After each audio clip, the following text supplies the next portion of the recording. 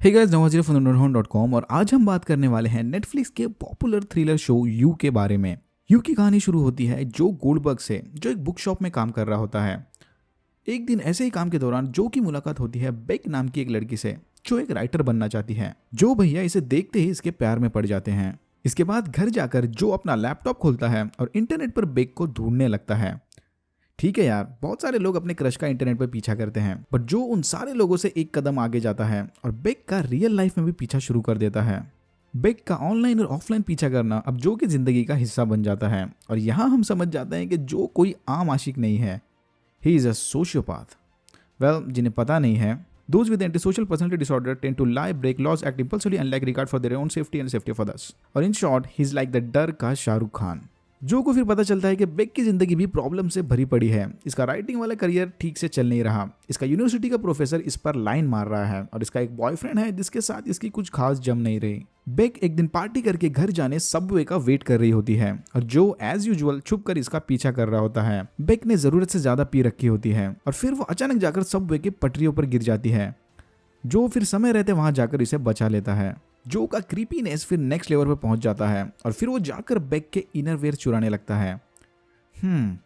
जो अब धीरे धीरे सोशियोपैथ से एक साइकोपैथ बनता चला जा रहा है। इसके बाद जो बेक के बॉयफ्रेंड यानी बेंजी को अपने बुक शॉप के नीचे मौजूद एक कंटेनर में बंद कर देता है, जो कि एक टाइप की जेल होती है। जो और बेक का रिलेशनशिप धीरे धीरे आगे बढ़ने लगता है। बेक फिर इसे जाकर अपने दोस्तों से मिलवाती है। उनमें से एक फ्रेंड होती है पीच, जिसे जो एक प्रॉब्लमेटिक बंदा लगता है।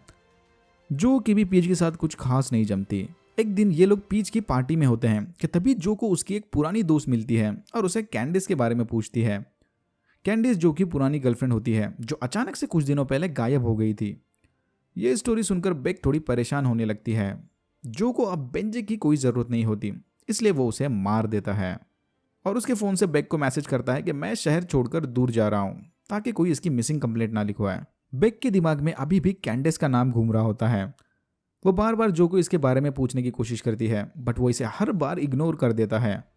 धीरे धीरे इन दोनों के बीच दूरियां बढ़ने लगती हैं और जो को बेक पर शक होने लगता है, इसलिए फिर से इसका पीछा शुरू कर देता है।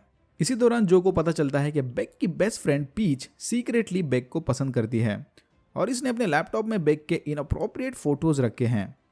जो फिर जाकर पीच का सर फोड़ देता है, बट लकीली पीच बच जाती है और पीच को लगता है कि कोई इसके जान के पीछे पड़ा है।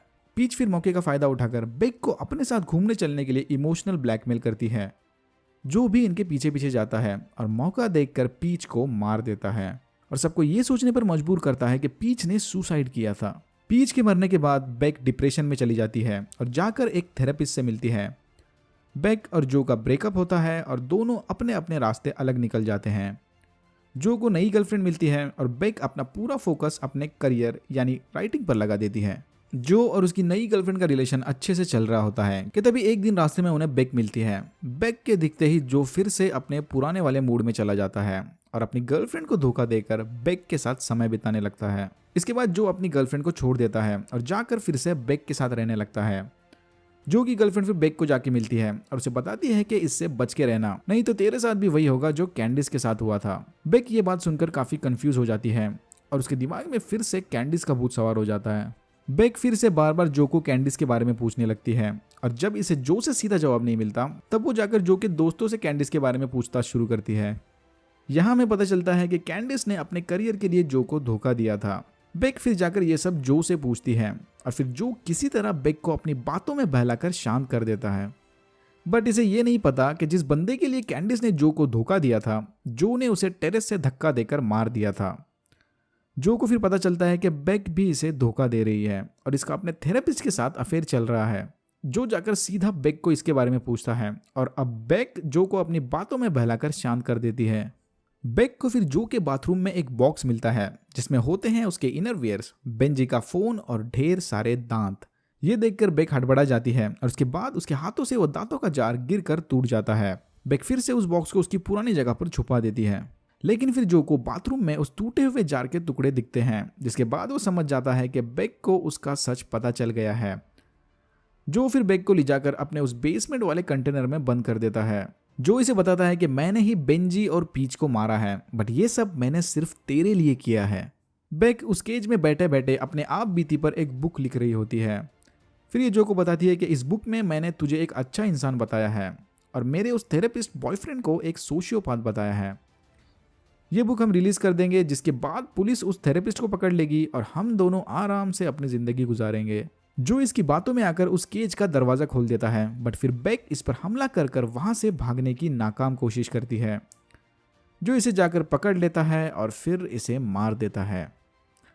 जो जाकर सारे सबूत उस थेरेपिस्ट के घर में छुपा देता है और पुलिस को रिपोर्ट कर देता है। पुलिस फिर बेंजी, पीच और बेक के खून के इल्जाम में उस थेरेपिस्ट को पकड़ लेती है।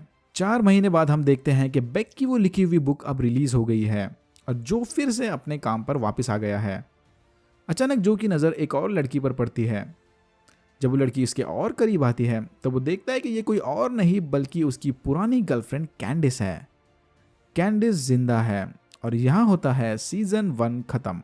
नेटफ्लिक्स ने हाल ही में यू का सीजन 2 भी रिलीज कर दिया है and yes it is also available in Hindi. अगर आपको ये वीडियो पसंद आया तो please like, share and subscribe for more videos like this. मैंने ऐसे और भी वीडियोस बनाए हैं जिनके लिंक्स आपको डिस्क्रिप्शन बॉक्स में मिल जाएंगे। Thank you very much for watching and I am hoping to see you in my next one.